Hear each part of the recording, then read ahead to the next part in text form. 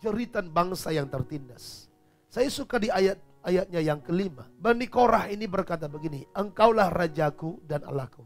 Ternyata saudara, ketika kita mengakui Tuhan Raja dan Allah kita, ada janji di balik itu. Engkaulah Raja dan Allahku yang memerintahkan kemenangan bagi Yakub. Jadi kalau saudara bangun pagi-pagi, angkat tangan dan berkata, engkaulah Tuhan dan Rajaku.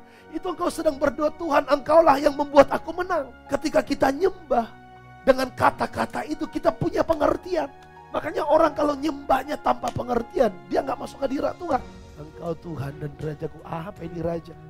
Bicara Raja itu bicara kemenangan. Dan oleh sebab itu ayat 7 mereka berkata begini, sebab bukan kepada panahku aku percaya, dan pedangku pun tidak memberi aku kemenangan.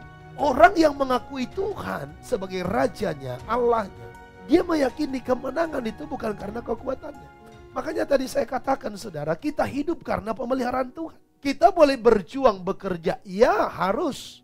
Anak Tuhan gak boleh malas. Anak Tuhan harus rajin. Anak Tuhan harus bekerja.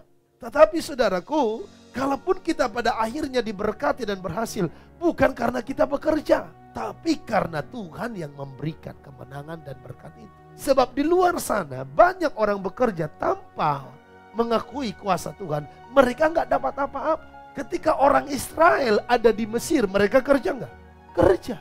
Tapi apakah mereka diberkati? Tidak, menderita mereka. Karena apa? Mereka diperbudak. Tetapi karena setelah mereka kembali kepada Tuhan dengan ibadah yang benar, mereka tetap bekerja. Tetapi berbeda. Dulu mereka bekerja dalam perbudakan dosa, tetapi sekarang mereka bekerja di dalam kemurahan Tuhan. Ketika mereka tanpa Tuhan, mereka bekerja, upahnya upah budak, yaitu yang penting makan dan hidup. Tetapi ketika mereka ada di dalam Tuhan, upahnya berkelimpahan. Anak cucunya diberkati. Ada damai, ada sukacita, tidak ada lagi ketakutan. Tapi saudara, ingat, kalaupun kita diberkati, itu bukan karena kita. Kalaupun saudara diberkati, sekali lagi, bukan karena pintarnya kita berdoa. Kita harus berdoa. Tetapi kita juga harus menyadari, bukan karena pintarnya kita berdoa maka kita ditolong Tuhan. Semuanya karena Tuhan yang mengerjakan.